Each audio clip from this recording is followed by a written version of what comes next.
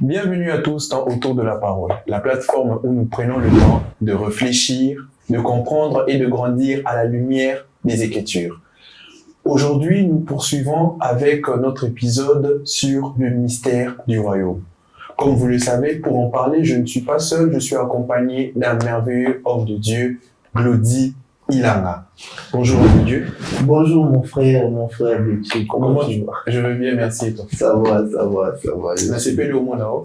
Et merci encore d'avoir accepté en fait l'invitation. Merci de m'avoir invité. Et déjà, d'entrée de jeu, si tu peux juste te présenter brièvement. Alors, je pense que pour ceux qui ne me connaissent pas, moi c'est Glody Ilanga. Okay. Je pense que c'est bof, non?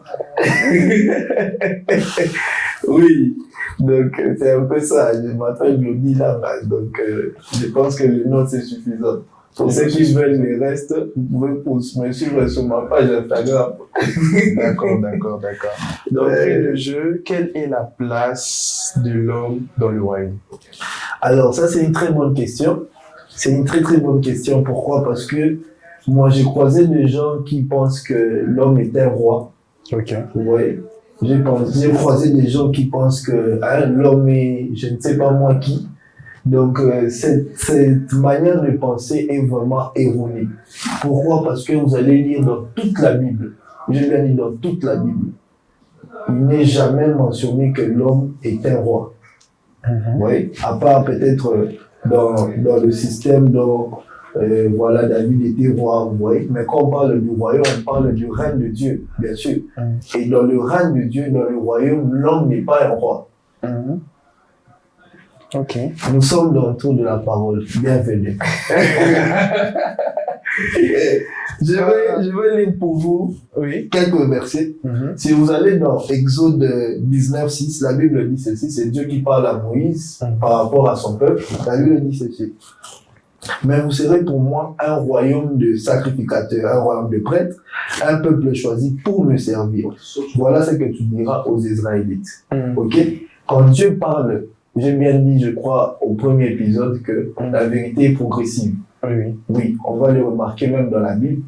Pour ceux qui ont regardé l'épisode avec le prophète David, il a dit quelque chose que j'ai beaucoup aimé, que je veux répéter aussi ici.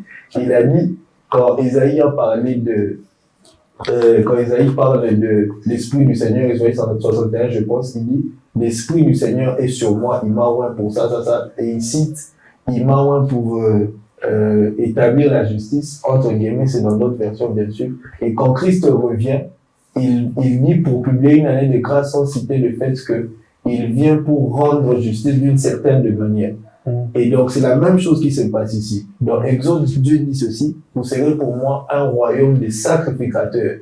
Mais quand vous allez dans l'accomplissement de la promesse, la parole dit ceci dans Apocalypse. Suivez-moi très bien. Apocalypse A, le verset 5 et le verset 6. La Bible dit ceci. Et de la part Apocalypse A, le verset 5 et le verset 6. La Bible dit ceci. Et de la part de Jésus-Christ, les témoins fidèles, le premier-né du mort et les princes du roi de la terre, à celui qui nous aime, qui nous a délivrés de nos péchés par son sang et qui a fait de nous un royaume, virgule, des sacrificateurs pour Dieu son Père. À lui soit la gloire et la puissance au siècle des siècles. Amen. Il a fait de nous quoi? Un royaume, pas un royaume des sacrificateurs d'abord. Un royaume, virgule, des sacrificateurs. On va plus s'éclaircir. Apocalypse 5, le verset 8 et le verset 10. Ça dit ceci. Quand il eut pris les livres, les 4 êtres vivants et les 24 veillants se prosternèrent devant l'agneau, tenant chacun une harpe et de coupes d'or remplies de parfums, qui sont les prières des saints. Pas des chrétiens, les prières des saints. Et il chantait un cantique nouveau en disant, tu es digne de prendre le livre et d'en ouvrir les sceaux, car tu es immolé et tu as racheté pour Dieu par ton sang des hommes de toute tribu. Là, on ne parle pas d'Israël, on parle de l'accomplissement de la promesse. Donc, le royaume. De toute langue, de tout peuple et de toute nation. Et tu as fait d'eux un royaume et des sacrificateurs.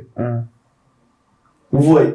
Donc, les hommes là qu'on parle, Nous ne sommes pas des rois. Et tu peux essayer de me tutoyer. Je ne vois pas, c'est tout. Oui, j'ai dit, les hommes dont on parle, ce ne sont pas des rois. Nous sommes plus un royaume. Okay. C'est comme ça que, quand on a défini le royaume, on a dit que le royaume, c'est tout endroit où le roi exerce son influence. Okay. Et comme le roi exerce son influence en nous, nous devenons son royaume. Ok.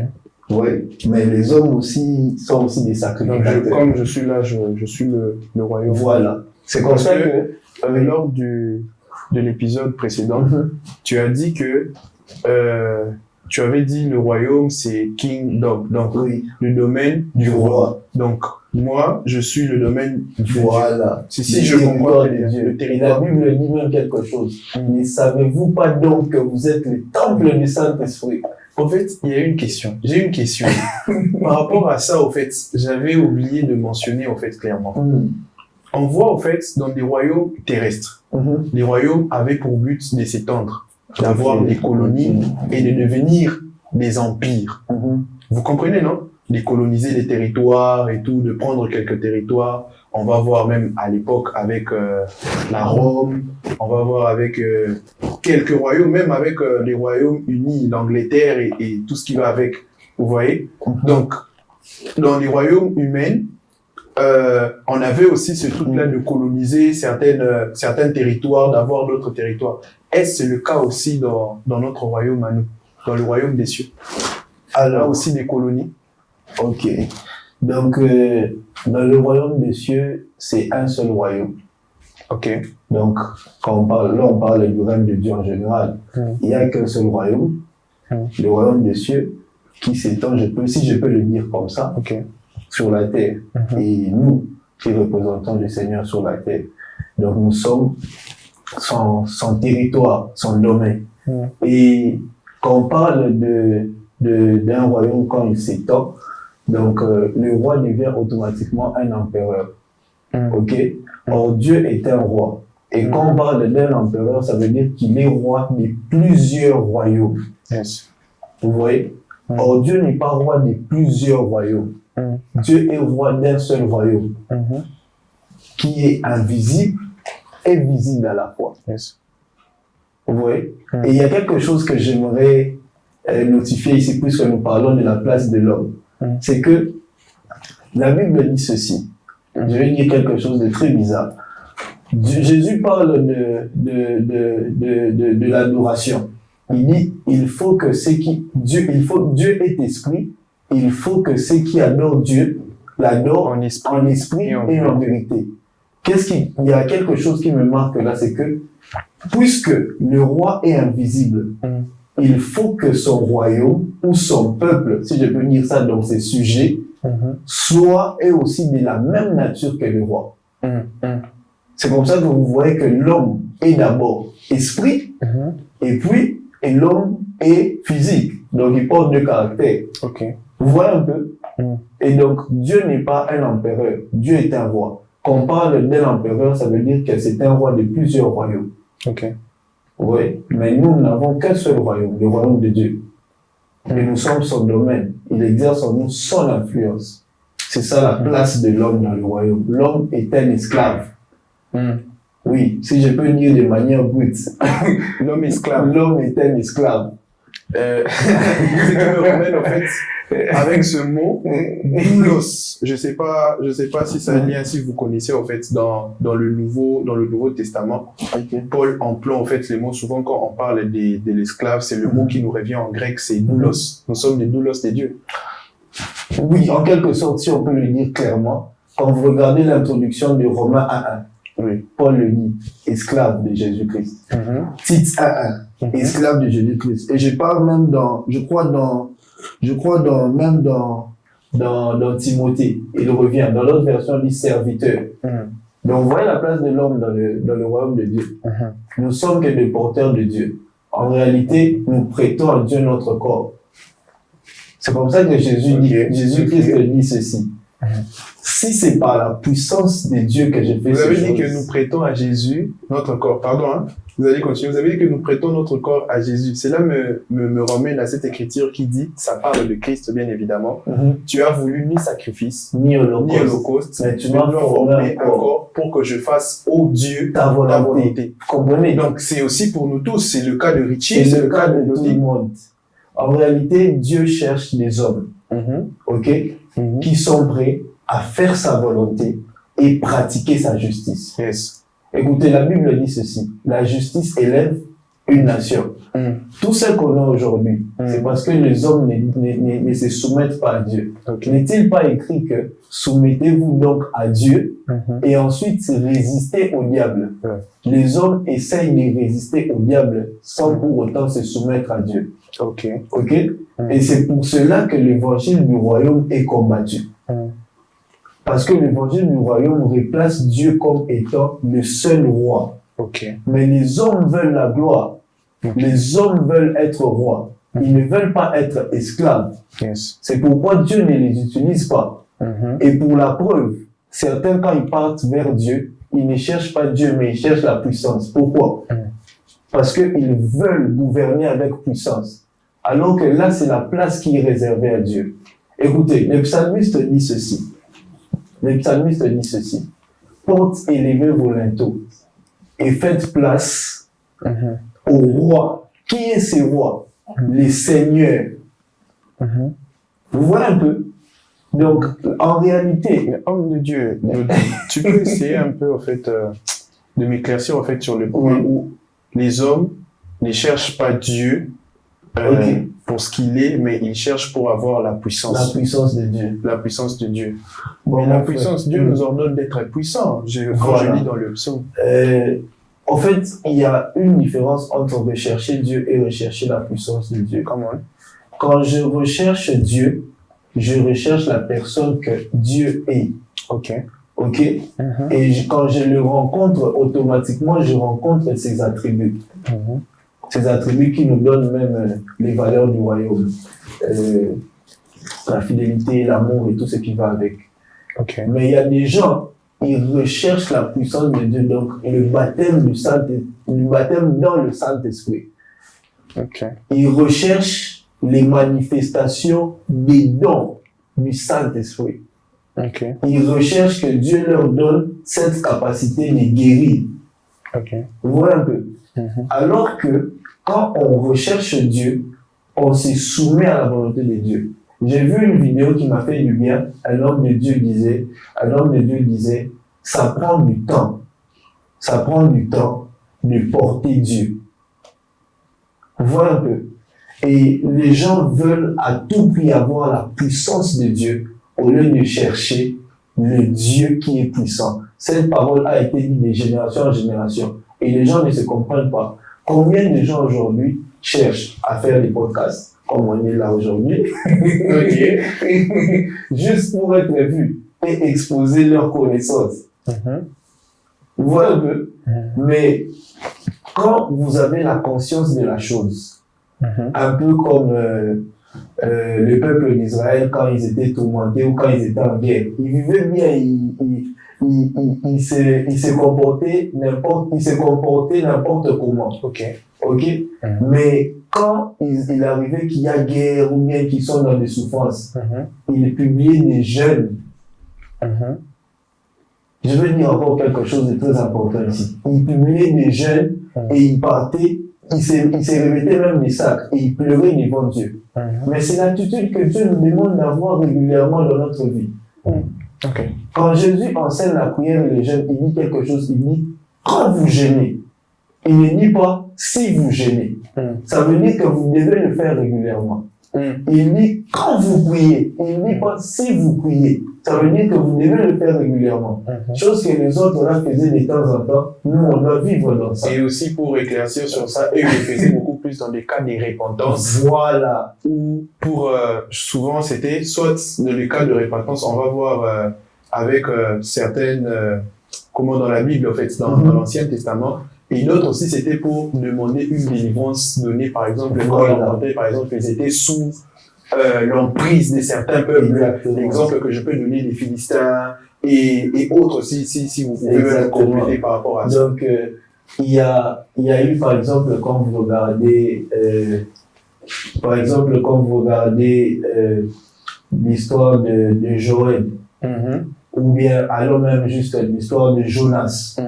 Jonas vient, il prêche le peuple se répand par des jeûnes. Vous voyez un peu? Le peuple se répand par des jeûnes, par des prières, des jeûnes de repentance. Comme vous le savez, il y a plusieurs sortes de jeûnes. Mais nous ne sommes pas là pour parler de ça. Donc, vous voyez que l'homme a un style de vie qu'il doit mener en tant que sujet du roi. Vous voyez un peu? Et c'est ça la place de l'homme dans le royaume. L'homme n'est pas roi.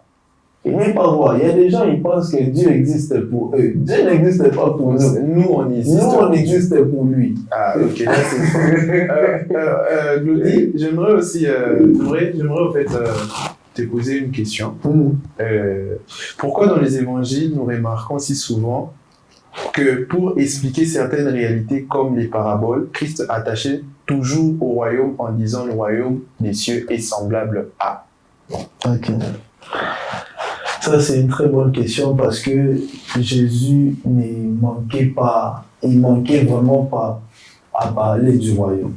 Même quand on vient lui dire, enseigne-nous à prier, il leur dit, quand vous priez, dites que ton règne vienne. Vous voyez, donc il y avait toujours royaume à l'intérieur. Notre Père qui est dans les cieux et tout ça là. Alors pourquoi Christ demande ça? Pourquoi Christ dit le royaume des cieux est semblable à? Parce que Christ prêche le royaume. N'oubliez pas, le royaume c'est un message. Le royaume c'est un message. Et donc, Christ prêchait juste le message du royaume. Vous voyez? Et il voulait aussi faire voir aux gens comment est-ce que le royaume est. Qui doit entrer, celui qui doit entrer dans le royaume doit être comment. Il leur montrait comment quelqu'un doit se comporter en étant dans le royaume. Et donc, il leur faisait référence. Il essayait au fait à leur expliquer dans des images qu'ils pouvaient comprendre. Tu vois, qu'est-ce qu'est le royaume?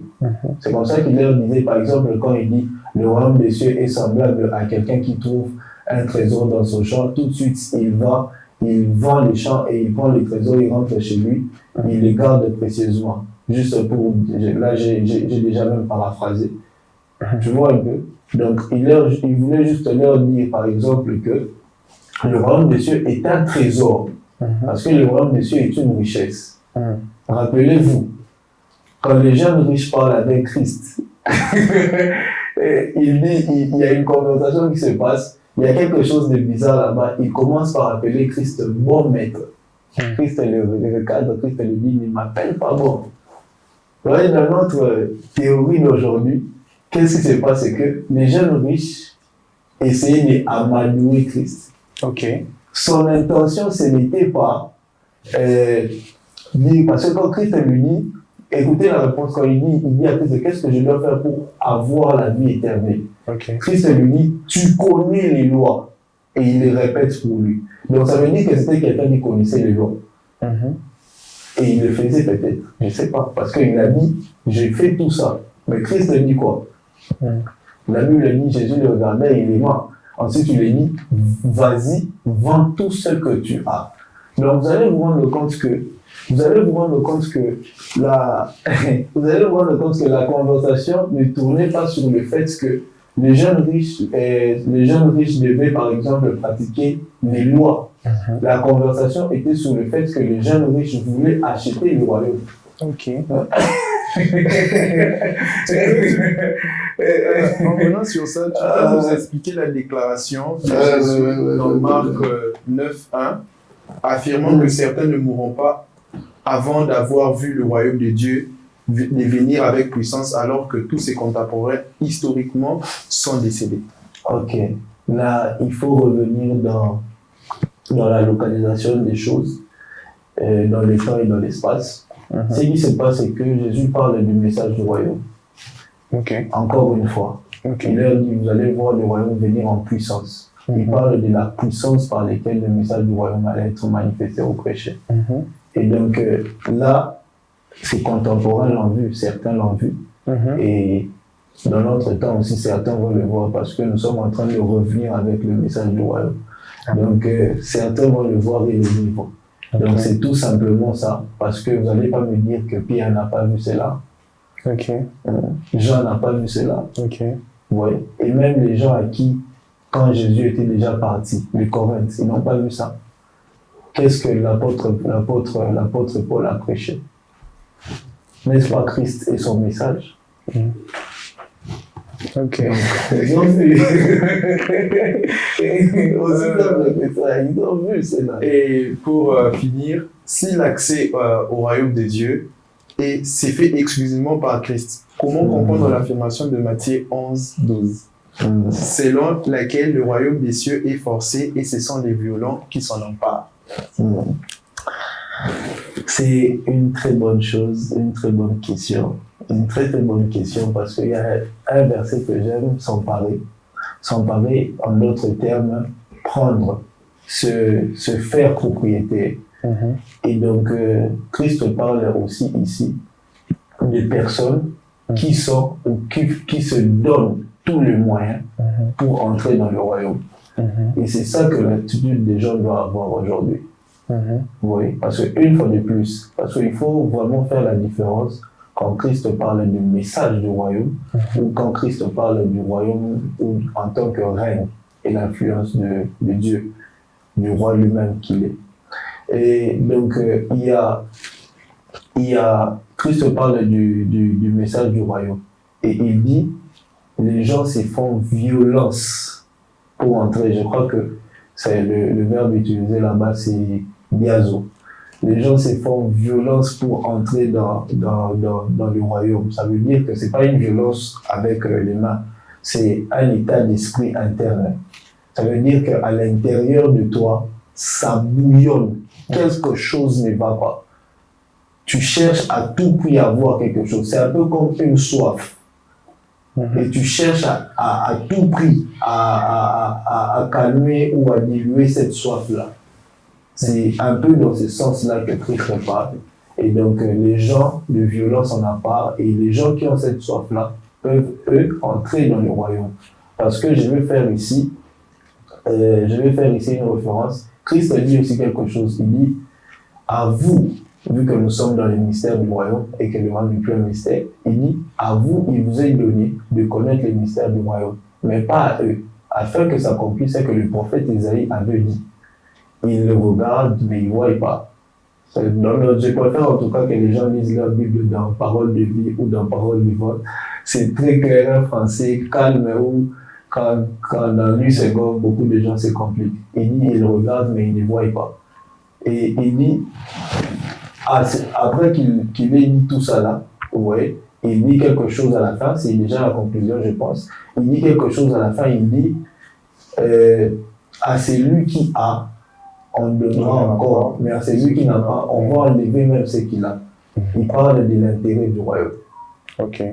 Voilà un peu. Il y a des gens, ils ne voient pas parce qu'ils sont aveugles, pas parce qu'ils sont aveugles, parce qu'ils ne veulent pas voir. Je pense que c'est dans la parabole du semeur. Oui, exactement. Je crois dans Matthieu 13. Ils ne voient pas parce qu'ils sont aveugles, ils ne veulent pas voir. Et donc, en d'autres termes, quand tu n'as pas l'intérêt pour le royaume, quand tu n'as pas l'intérêt pour le royaume, Dieu est capable d'enlever même les petits intérêts que tu avais avant. C'est comme ça qu'aujourd'hui, on a des gens qui ont bien commencé leur course avec Dieu et ils se sont détournés.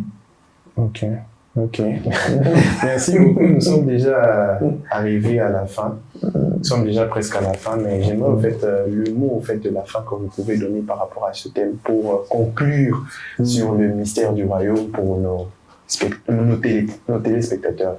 Alors, le but, ce n'est pas d'être mystérieux. Le but, c'est de chercher la volonté de Dieu, rechercher le royaume.